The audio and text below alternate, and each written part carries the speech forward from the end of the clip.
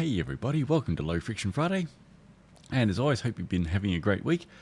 Alright, I have to finish up early today, so I'm not 100% sure what I will get through before I run out of video time. This first one, I'm going to smash through a whole bunch of fun updates on some things, and then if I have time, we'll hopefully get to one or two catch-up videos on some end-of-life reviews for some mini pumps, which have been tested through to they have reached their death. Alrighty, let's go for updates.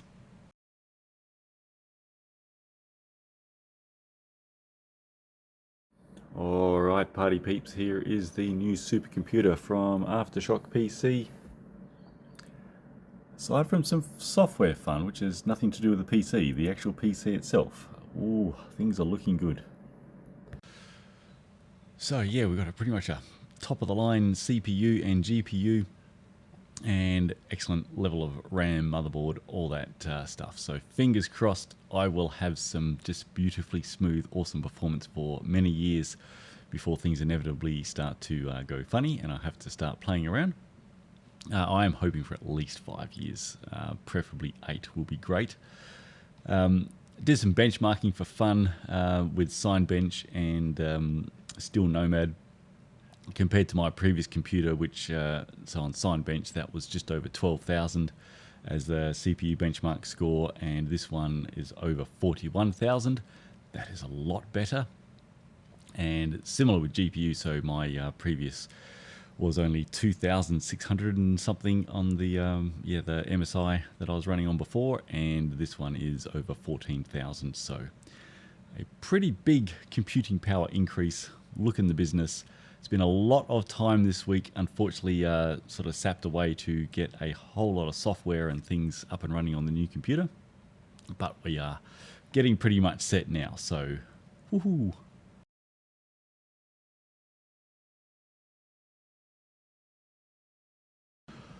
Okay, the latest on life with my Pikaboost 2. So very quick recap in case you hadn't seen the other vids.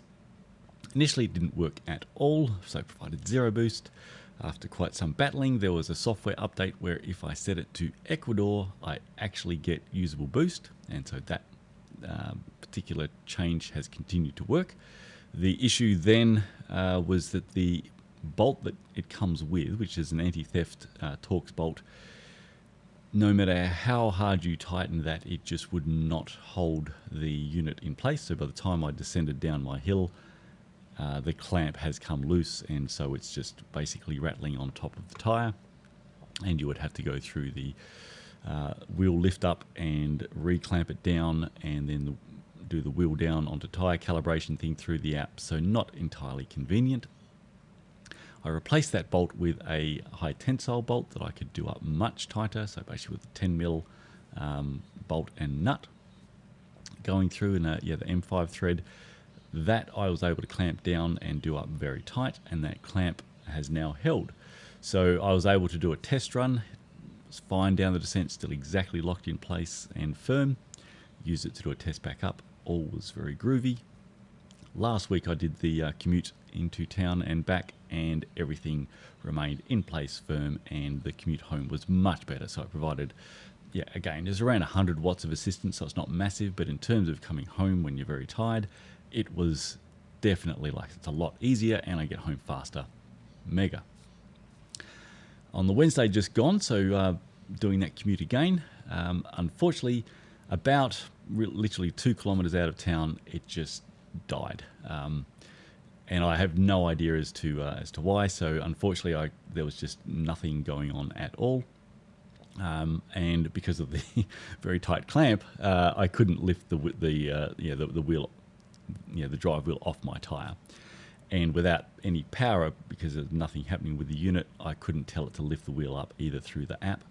So instead of having an easier commute home, all I have is extra weight and a huge amount more drag of obviously that wheel being turned by my power. So it's like you're running a very hard dynamo. So things took more effort and more time to get home, and not exactly what I had purchased the unit for. On getting home, I removed the battery. I thought it must have just been dead flat somehow, but it was not. So it was on 2 bars of charge, and charged up on Charging it back up from 2 bars to full and putting it back in the unit, it turns on again, which it didn't before, but now it will not reconnect to the app. So no matter what I do, it just won't connect. So it's still stuck. And we're obviously in a place where my trust in using this is quite low. I really don't want to, after I've already done a hard day's or a solid, sort of ride or training on a Wednesday, and then get smashed in my class for an hour and a half, and I'm very weary and wobbly to get back home. I bought it to make that easier, not risk it being a whole lot harder for longer. I've sent all that through, so I sent all the video through to Liveall with the fact that it will not now reconnect and their thoughts on what's happened. No response yet. I expect it will take some time. From everything I can gather, Liveall are completely and utterly smashed non-stop with support requests and complaints because of how the units appear to be performing. So not good, unless there's something quite extremely confidence-inspiring from Liveall that ongoing it will be awesome. It is really hard to,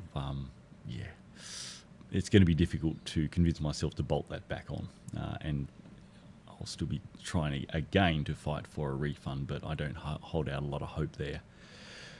The other fun thing, so I guess a key difference with a bolt-on unit like this versus, say, a dedicated e-bike, a lot of e-bikes are a lot better on this front now, even some of the older generation ones, where once you get above 25 kilometers an hour in Australia, you don't get any assistance, you just have extra drag from the system. However, even if that's the case, you've kind of only got that drag when you are pedaling. For me, basically 8 kilometers of my descent into the city is downhill, and so I'm often not really needing to pedal, I'm just rolling. With a unit like this, you've got that resistance and drag all the time, so not just when you're pedaling, it's there when you're rolling. So the actual descent is quite a bit slower, and it takes me longer to get into town, which is downhill, because I've got all that resistance from the roller being driven, which, obviously on a normal e-bike, you don't have that problem. So still very far from a perfect solution. For me, it's fine. Like, the cruise down to town is very easy, and if it takes me 3 minutes longer, it's no problems, because when it works coming back, it's a lot easier, and it saved me like 7 minutes coming home. So all good. But just bear that in mind if you were considering, and you do have some sort of descent on your commute or your ride, that it's going to be slower on the downhill versus a normal e-bike, where when you don't pedal, you don't have any extra resistance really in your rolling. In my particular one, I'd almost be a use case for, because I've got such a long sustained descent, to go into the app, tell it to lift the wheel up, which is basically in the install calibration, and then before I commute home, go into the app again, go to the install calibration, tell it to push the wheel back down. But that's a faff, and it's still, it lessens the amount of drag because the wheel is not pushed down into the tyre as hard, but it's still on the tyre. The tyre will still turn and drive that wheel. You'll still have the resistance of that wheel basically turning the motor. So it saves a little bit, but it isn't a solution to have you, I guess, a zero drag roll down, and it's just more faff, as opposed to you've got it installed, the install calibration's done, the wheel is on firmly like you want it to, so that when you are below 25 kilometers an hour, you automatically have assistance. So certainly very far from a perfect solution with a bolt-on kit.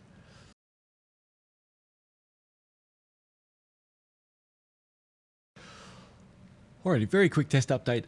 Didn't make as much progress in trying to get through block 6 for Dynamics Wonderwax, so I will really try to make sure that that is done and in time for me to do the detail review next week, because after next week I'll be on holidays for a little bit, and then there's a bit of catch up, so we're heading off to New Zealand for a bit of fun.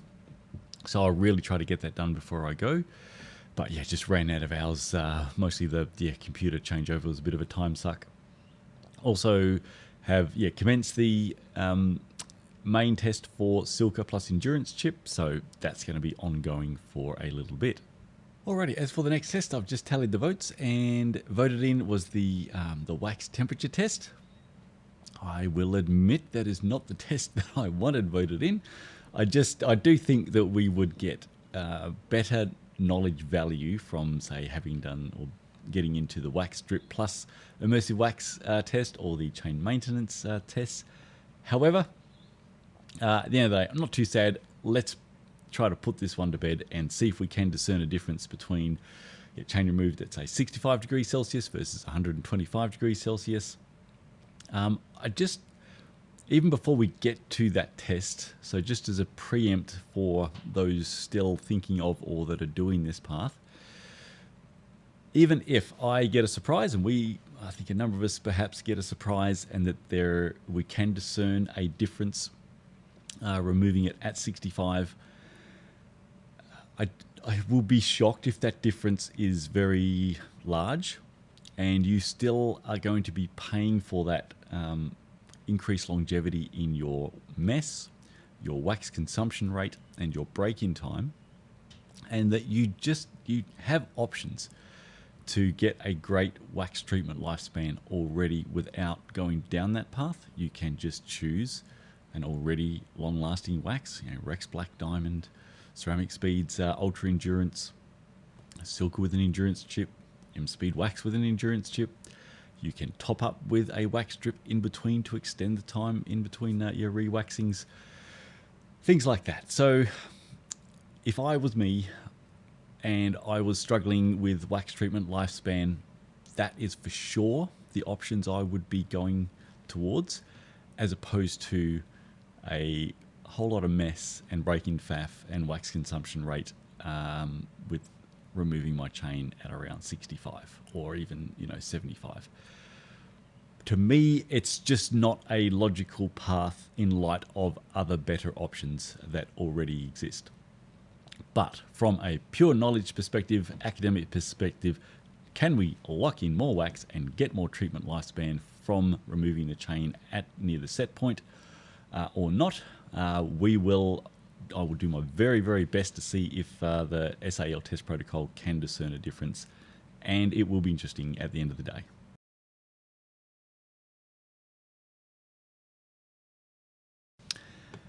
And kind of linked to the wax temperature thing with getting more wax in and a greater wax longevity, ultrasonic waxing. So on a recent marginal gains video, and if I had more time today, I would find the spot in that video and play it where Josh talks about, because Silka and Josh have certainly done their fair share of ultrasonic waxing, and they, as we know, do have that pretty fancy testing setup with Purdue University. And so it was really interesting to hear on the Marginal Gains podcast that they can't discern a difference with an ultrasonic wax chain versus just normal good swishing. So this links back to that whole big sort of, we had a couple of vids going through the claims that especially, say, Optimize were making around the improvements or benefits for ultrasonic waxing, and that, again, while it's not proven that it doesn't help, I guess the pathways or mechanisms that it could believe are pretty limited, and that if there is a benefit, that it would very much fall into the marginal, such that at the moment with the equipment and technology we don't have the ability to detect a difference. May be there, but it's kind of in that marginal area, and that it's simply the claims being made where we're looking at sort of like a 20% improvement in treatment longevity from ultrasonic waxing. Just don't understand how, and that if that benefit is so big, then that should be easily tested and proven by them or by a third party that they employ to do so. So yeah, just wanted to recover off that. I'll probably do a separate loop back at some stage, so it's not lost in amongst a whole big update like it will be here. But yeah, just while we were on the topics of doing things that increase your wax treatment longevity, I thought I'd zip back to that one as well. And yeah, quick reminder on that as well, that it is something that I have tested myself in years gone by. Ultrasonic waxing was certainly something I was very interested in the early days of zero friction cycling, It's something I used to do in the early days of zero friction cycling for some time, but could never get a difference in a control test or in field testing. And it's a whole lot more for my particular, I guess, setup and operation. Ultrasonic waxing is a whole lot more hassle because you do have to do a bunch of things to ultrasonically wax, ensuring that that is going to be at least as good as doing a good swishing.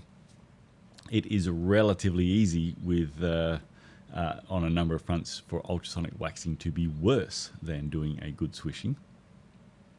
And so the extra cost, time and hassle of doing that for zero provable benefit, it just is not worth it. It's something that I wanted there to be a nice clear benefit, because then that's a tangible benefit that I can sell as a professional service to say, hey, we're going to ultrasonic wax the chain and that's going to do X. So you want to choose that for your pre-prep and pay that extra premium for the extra sort of time, faff and labor that it does. Silken themselves do actually ultrasonic wax as just their standard prep, but they are set up with much bigger units and their process is actually set up around that being the way to bulk wax chains as opposed to doing them in pots. So it saves them time.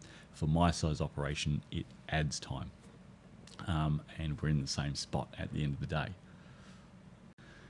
So for the highest level preps here, we put that labor time that you're paying for with those chain preps into the areas that actually do make a proper difference to the end result that you receive, such as the most comprehensive two-stage break-in process.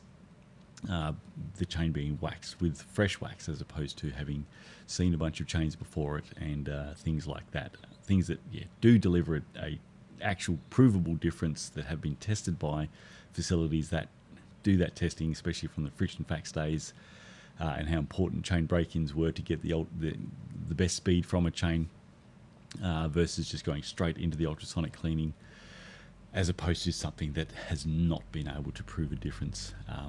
And as always, places can disagree, and that is fine. It's just then it is on them to prove incorrect as opposed to just be words. So we're tested, can't find a difference. Others with even more fancy equipment, or they in terms of precision, of efficiency testing and so on, much more fancy than the blunt wear correlation testing that I have here. They haven't been able to find a difference, so the onus really falls back onto those making the big claims as opposed to further stuff here to further disprove.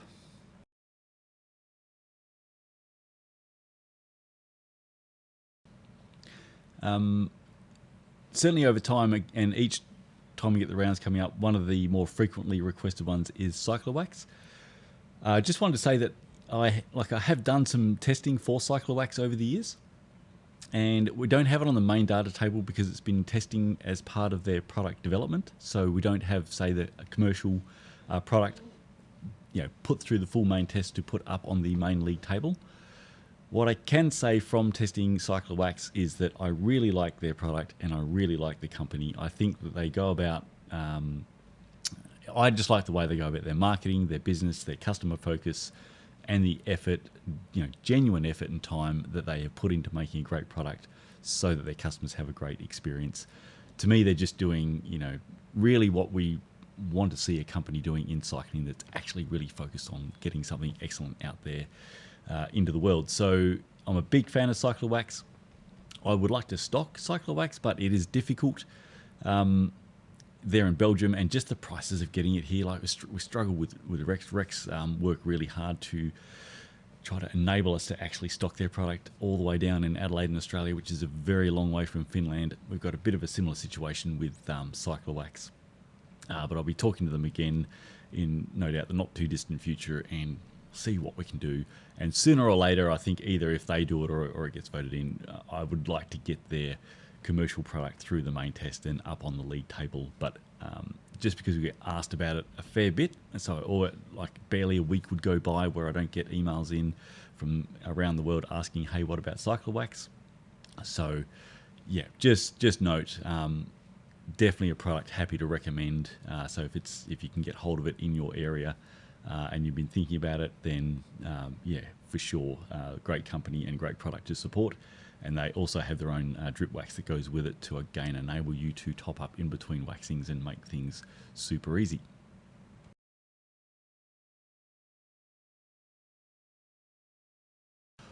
Right, quick zoom through where we're at on some of the other project front, because I've been busy on a whole bunch of fun things.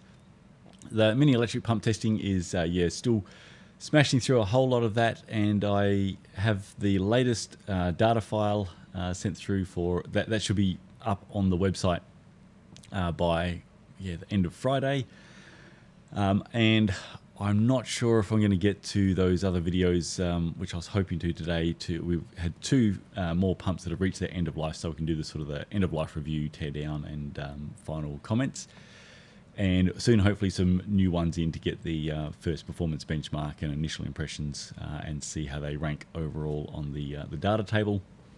And the hope is that within, say, about the next 3 months max, we'll have a pretty good data table that is of great use and reference for both cyclists and cycling media tech writers alike to be able to refer to.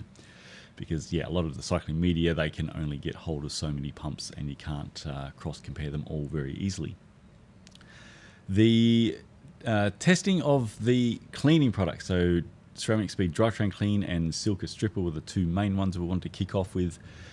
So as a reminder, I did get the UV dye in, so that's been sitting there ready for me to have a proper play. I just haven't got to that. I've been a bit sort of waylaid myself with getting the mini pump inflator testing up and going. I just really felt that the sort of time was kind of nigh for the mini pumps, because the interest level in them is very high at the moment. A lot of brands are piling in. There's quite a few coming out, and it again can be hard to figure out which one is right for you. So I sort of shifted the priority on getting that one up and running, and I want to just knock that out a bit more, and then I'll hopefully find the time to get looped back for a third attempt at assessing how well those cleaning products can, how many chains can they strip versus their claims, perfectly getting rid of the factory grease for your waxing or drip lubricant prep. Other project that we've been spending a bit of time on, and it's going sort of fairly well. So you may remember I had mentioned before that the test machine that I'm reserving for open tests was initially used up for a little bit of time on another sort of like a major media publication project for them. That should be coming out pretty soon, so we'll let them. I'll refer to it once they actually launch that. They'll have the exclusive on that sort of information, which is a bit of fun for a little bit, and then after a while we'll be able to run through that properly here on the channel as well. Part of that is has been the tensile testing, so I have the tensile test machine up and going, and hopefully get more of the mini pump stuff done. We'll be able to get back to some better testing with the tensile test machine. Originally that was pumped up with a manual jack, which is a bit limiting. I have put an electronic jack onto that, which enables me to take the chains to say 1,000 newtons, measure the stretch, bring it back, take it up to 2,000, measure the stretch, bring it back, and as we go up and up, we get to sort of see if a chain is stretching more under load as a plastic deformation stretch, and then coming back to zero. At what load does a chain reach plastic deformation, so it gets to a load and it doesn't come back to zero after that, all the way through to its final failure results. So we can have a whole bunch more fun with that now. It's just time getting to these things every day zooms by in a fun blur. And before I dash, here's a very quick sneak preview of that. All right, eBay chain, supposedly Dura Ace. Let's see.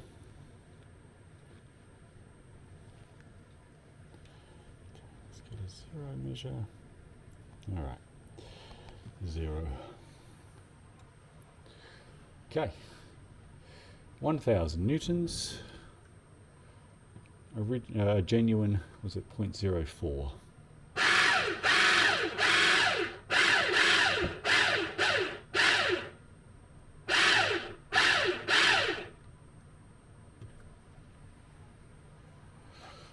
Good luck, eBay chain.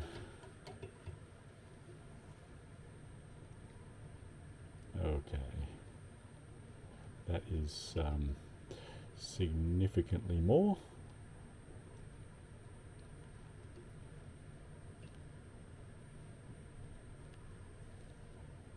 That is settling at pretty much 0.4. And I should say, so the original is 0.04, not 0.4, so that's 10 times greater. Put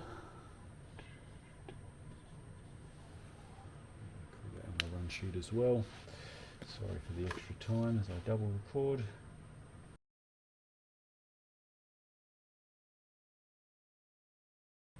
Okay. 7,000. This is only 1,000 Newton below international standard.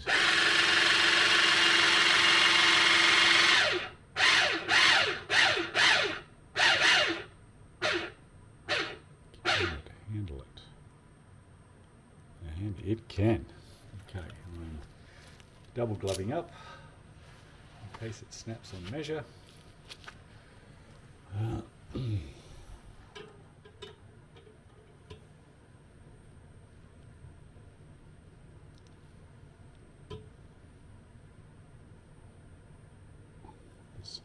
don't have to faff with tolerance when it's taut like this, which is handy. So 1.88 versus genuine of 1.35.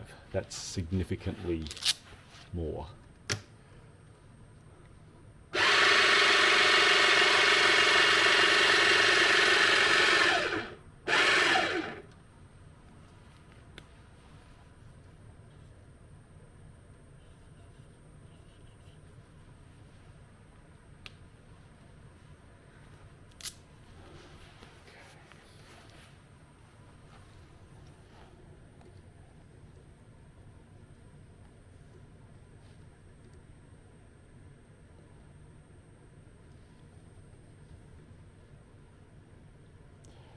Yep, alright, we've got something there.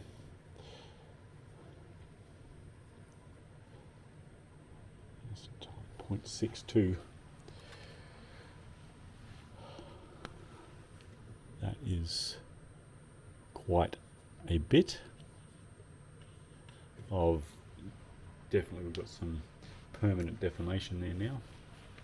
Okay, 8,000 international standard. Will it make it?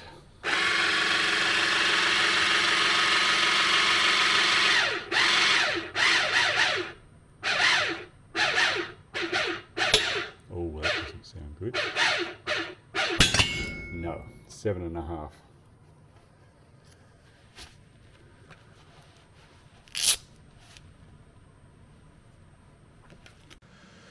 So there's, yeah, a bit of a sneak preview there. So yeah, with the new sort of revamped fixes to the machine, be able to do a much better job with the tensile test front than what I had previously. So we'll be able to focus, especially these days, really on building on that with 12-speed chains, looking for deformation, as well as just outright tensile strength, which is all I could do before. Counterfeit versus genuine. That's something that once I've built up enough on the mini pump testing, just getting the main models, budget and premium, up on the data table and graphs, that want to hunt down the counterfeit versions of the main models that are out there, because that's going to be a bit of fun. And so yeah, just across the board between obviously the lubricant test side and the other fun projects we're doing, there's always a whole bunch of fun things on. None of which for an operation of the size of ZFC, where we're the equivalent of one person full-time, equivalent working here. So myself part-time, Andrew part-time, and my IT support part-time, all adding up to 1.0. So none of that, it's for the revenue that we get, the spend on this stuff, it's a big percentage that goes out. So absolutely, if you can, like, subscribe, share, hit the bell notification, all that stuff. If we can get the YouTube side of things going, which I know is a lot on me doing better at it, but just getting our sort of subscribers and views up will for sure help. So if you can help with that, that would be amazing. All right, that better do. I may or may not be back. If I'm not, have a great weekend, everybody, and I will look forward, as always, to chatting with you next week.